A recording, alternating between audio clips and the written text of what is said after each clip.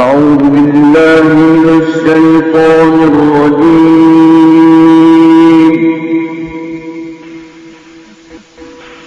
بسم الله الرحمن الرحيم. بسم الله الرحمن الرحيم. إذا زلزلت الأرض، جب ہلایا جائے گا زمین کو، زلزالہا ہلانا، وأخرجت الأرض اور نکالے گی زمین، اثقالہا اپنا بوجھ، وقال الانسان اور کہے گا انسان، ما لہا کیا ہوا اسے، یومئذ اس دن، تحدث یہ بیان کرے گی، اخبارہا اپنی خبریں، بِأَنَّ رَبَّكَ اس لیے کہ بے شک اس کے رب نے، اوحا لہا اس پر وحی کی، یومئذ اس دن، یصدر الناس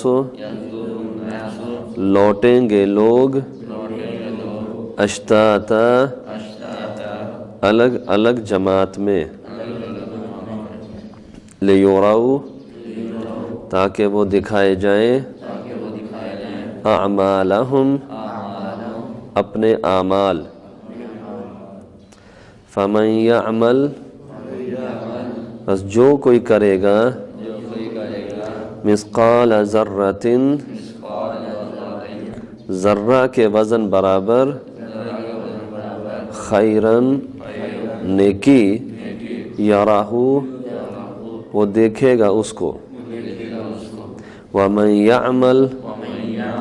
اور جو کوئی کرے گا، مثقال ذرۃ ذرہ کے وزن برابر، شرًا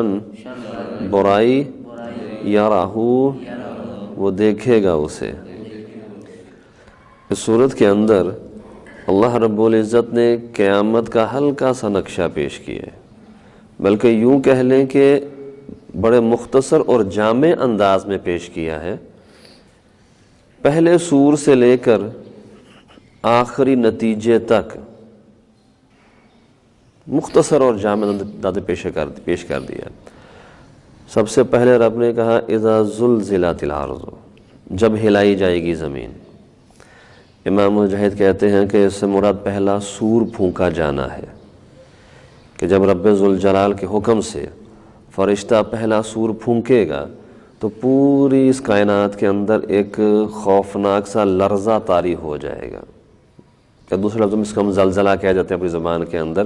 کہ زلزلہ آئے گا اور بڑا شدید قسم کا زلزلہ ہوگا، اور اس زلزلے کے نتیجے میں اس روئے زمین کے اوپر کوئی شے باقی نہیں رہے گی، کوئی عمارت، کوئی پہاڑ باقی نہیں رہے گا اپنی جگہ کے اوپر۔ اور یہ بھی بیان کرتے ہیں مفسرین کہ یہ زلزلہ جو شروع ہوگا یہ زمین کی اوپر کی سطح میں نہیں بلکہ نچلی سطح سے شروع ہو کر اوپر تک آئے گا۔ اور سائنسدان بھی آج یہی کہتے ہیں کہ جب زلزلہ آتا تو نیچے سے زلزلہ پھرتا ہے، اوپر تک اس کی کیفیت محسوس ہوتی ہے۔ تو بڑے شدید قسم کا زلزلہ ہوگا، اس زلزلے کے اندر کوئی شے باقی نہیں بچے گی، ہر شے میں فنا ہو جائے گی۔ اور اس کے بعد جب دوسرے سور کی باری آئے گی تو اس دوسرے سور پر وَأَخْرَجَتِ الْأَرْضُ أَثْقَالَهَا، دوسری آیت دوسرے سور کے بارے میں اشارہ کر رہی ہے کہ پہلی پر تو کائنات فنا ہو گئی، دوسرے کے اوپر وَأَخْرَجَتِ الْأَرْضُ أَثْقَالَهَا، زمین اپنے اندر اس نے جو کچھ سمائے رکھا ہے پہلے دن سے، روز اول سے قیامت تک، جتنے افراد مردہ ہو کر اس کے اندر گئے ہیں اور جتنے خزانے اس کے اندر ہیں، یہ سب ان خزانوں سمیت، ان مردوں سمیت سب کو یہ باہر نکال پھینکے گی اور اپنے اندر سے بالکل خالی ہو جائے گی۔ وَأَلْقَتْ مَا فِيهَا وَتَخَلَّتْ، اس کے اندر جو کچھ ہے سب باہر نکالے گی اور خود بالکل خالی ہو جائے گی۔ ہر فرد، ہر بندہ جو اس کے اندر تھا مردہ حالت میں اوپر آ جائے گا، جو خزانے اندر تھے وہ سارے باہر پھینک دے گی، اب اندر بالکل خالی ہے۔ وقال الانسان، اور اس کیفیت کو دیکھ کر انسان کہے گا کہ اس کو کیا ہو گیا، یہ ایسی حرکت کیوں کر رہی ہے۔ اور یہاں انسان سے مراد کچھ نہ تو انسان لیا ہے کہ انسان کے اندر مسلمان اور کافر ہر ایک فرد شامل ہے، اور ہر ایک فرد اس کیفیت کو دیکھ کر یہی سوال کرے گا زمین کو اچانک کیا ہو گیا۔ اب تک بڑے آرام اور سکون کے ساتھ یہ زمین اپنی حالت میں برقرار تھی، یہ اچانک اسے کیا ہو گیا کہ اس نے ہر شے باہر پھینکنا شروع کر دی ہے۔ اور کچھ نے مراد لی ہے کہ اس سے کافر، کہ ہاں انسان سے مراد صرف کافر ہے، کیونکہ کافر کو قیامت کا یقین نہیں ہے، اس لیے کافر انسان اس پر یہ اعتراض کرے گا کہ یہ اچانک زمین کو کیا ہو گیا، لیکن مسلمان چونکہ وہ قیامت کا یقین رکھتا ہے اس لیے وہ ایسا سوال نہیں کرے گا، کیونکہ اس کے شاید ذہن میں یہ بات آ جائے گی کہ اب وہ دن آ گیا ہے جس کا ہم سے وعدہ کیا گیا تھا۔ تو بہرحال انسان اس دن کہے گا اس ساری صورتحال کو دیکھ کر کہ اچانک اس زمین کو کیا ہو گیا، اور پھر اس کے ساتھ ساتھ وہ زمین اپنے اندر جتنے معاملات، اب یہاں سے زمین نے سارا کچھ باہر بھی اگل دیا، اور تیسری آیت پھر رب ذوالجلال کے آگے حشر کے میدان میں پیشی کا بھی اشارہ کر دیا۔ تیسری آیت میں کہا یومئذ تحدث اخبارہا، پھر اس دن جب رب کے آگے سارے حشر کے میدان میں جمع ہو جائیں گے۔ اب اس سے پیچھے پھر ایک معاملہ ہے جو قرآن نے بیان کہ جب قبروں سے نکلیں گے تو پھر یہ ایک دم سروں کو اٹھائے ہوئے اس منزل کی طرف دوڑ رہے ہوں گے جہاں سے آواز دی گئی تھی ان کو، قبروں سے اٹھ کر فوراً ان کی دوڑ لگ جائے گی اس حشر کے میدان کی طرف۔ اور جب وہاں حشر کے میدان میں پہنچ جائیں گے، وہاں پر پھر جب حساب و کتاب کا سلسلہ شروع کیا جائے گا تو پھر زمین بھی ان لوگوں کے بارے میں گواہیاں دے گی۔ تیسری آیت اسی طرف اشارہ کر رہی ہے کہ یومئذ تحدث اخبارہا، کہ اس دن یہ زمین بھی اپنی ساری خبریں بتائے گی۔ اور رسول صلی اللہ علیہ وسلم نے پوچھا اپنے صحابہ سے کہ اے میرے صحابہ کا تم جانتے ہو کہ اس زمین کا یہ خبریں دینے کا معاملہ کیا ہے، یہ کس طریقے سے خبریں دے گی؟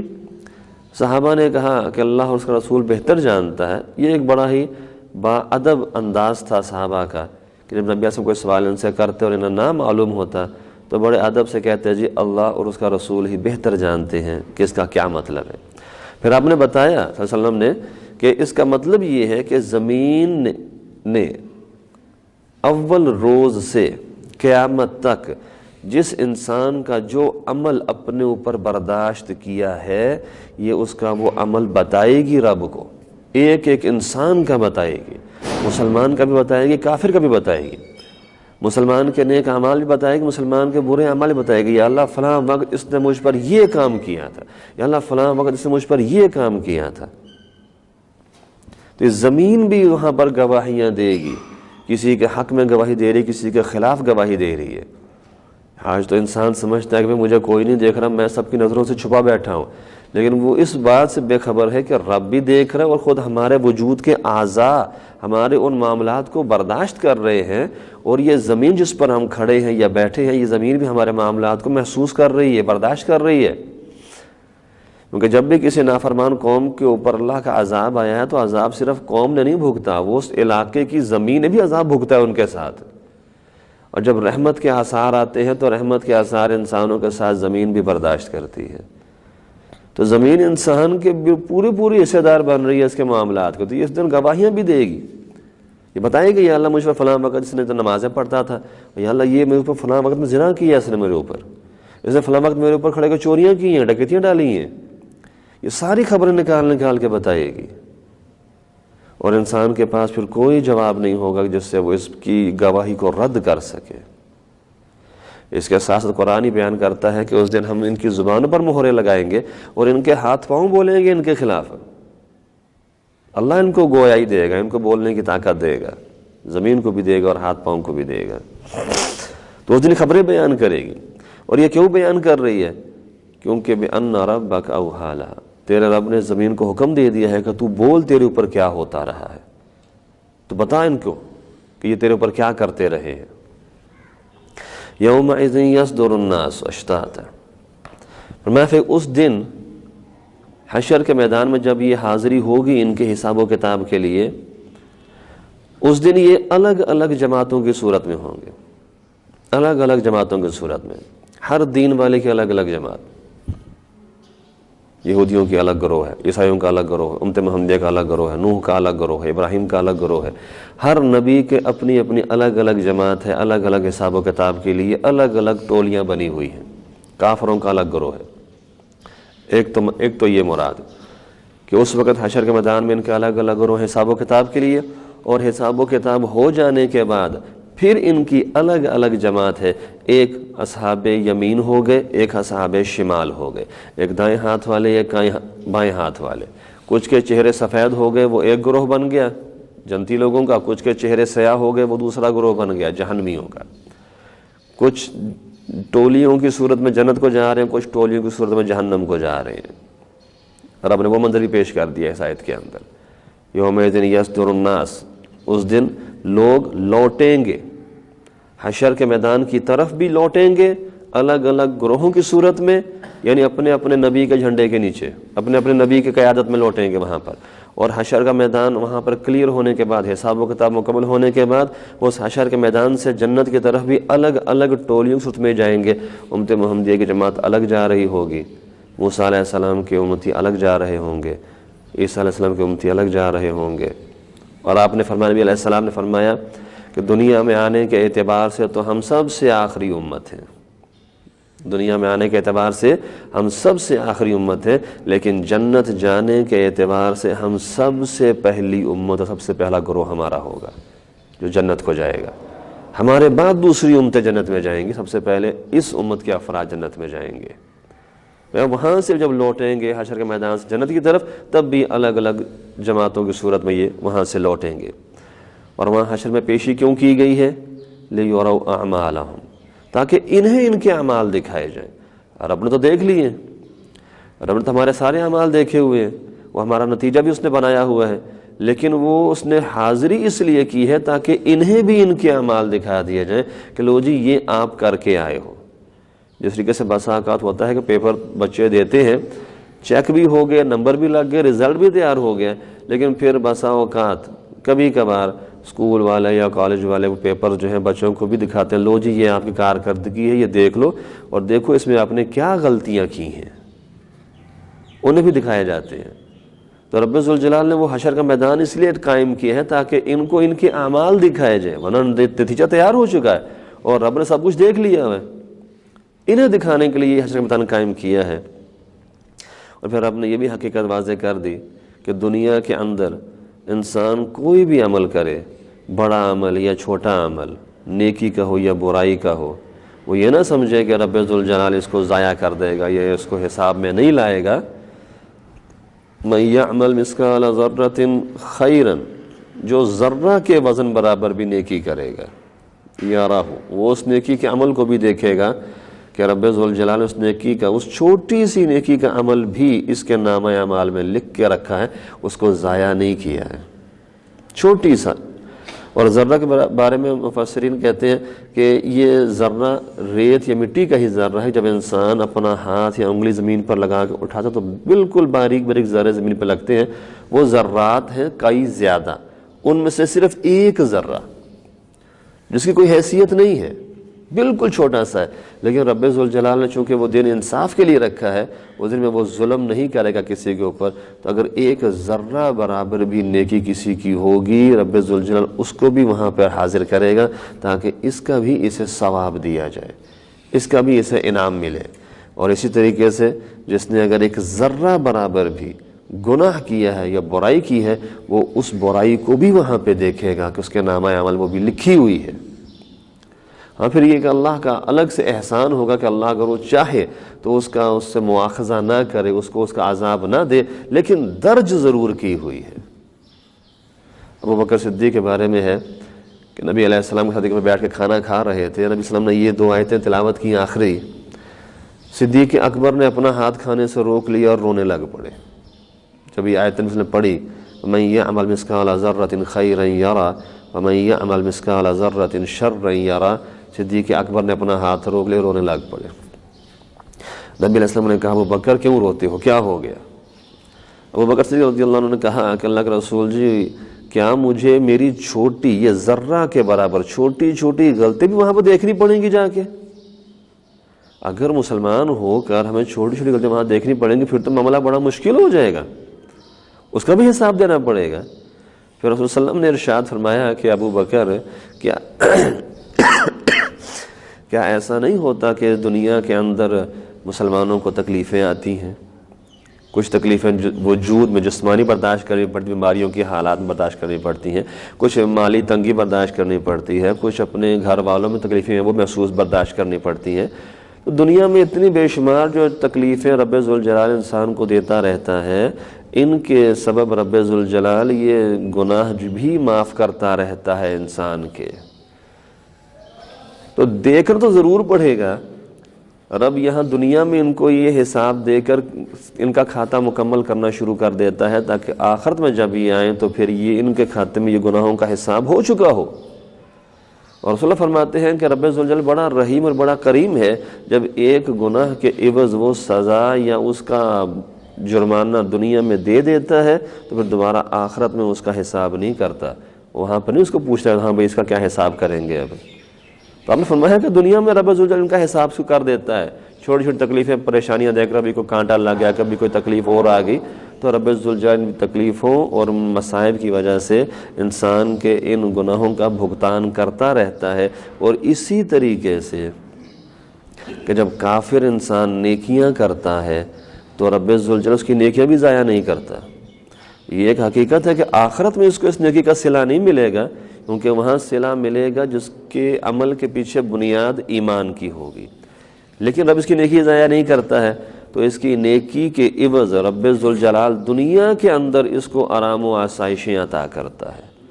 اس کو مال کی فراوانی عطا کرتا ہے، اس کو بیوی بچوں کے اندر گھر بار کے اندر سکون اور اطمینان عطا کر دیتا ہے۔ تو وہ جو رب ذوالجلال اس کو دنیا کے اندر خیر عطا کر رہا ہے، وہ ساری خیر، وہ ساری نیک نامی اس کے نیک اعمال کا عوض بنا کر اب اس کو یہیں پہ دے دیتا ہے۔ جب یہ آخرت میں جائے گا تو اس کے کسی نیک اعمال کا عوض لینے کا یہ وہاں مستحق نہیں رہے گا، کیونکہ رب ذوالجلال کے سارے نیک اعمال کا اس کو بدلہ دنیا میں دے چکا۔ اور اس طریقے سے ایک مومن، ایک خالص اور پکے مومن انسان کو اس کے گناہوں کا معاملہ رب دنیا میں تکلیفیں دے کے صاف کر چکا۔ ٹھیک ہے جی، اس کو ترجمہ دوبارہ کر لیں اس کا۔ اذا زلزلت الارض، جب ہلایا جائے گا زمین کو، زلزالہا، ہلانا، وَأَخْرَجَتِ الْأَرْضُ، اور نکالے گی زمین، أَثْقَالَهَا، اپنا بوجھ، وَقَالَ الْإِنسَانُ، اور کہے گا انسان، مَا لَهَا، کیا ہو گیا اسے، يَوْمَئِذٍ، اس دن، تُحَدِّثُ، یہ بتائے گی، اخبارها، اپنی خبریں،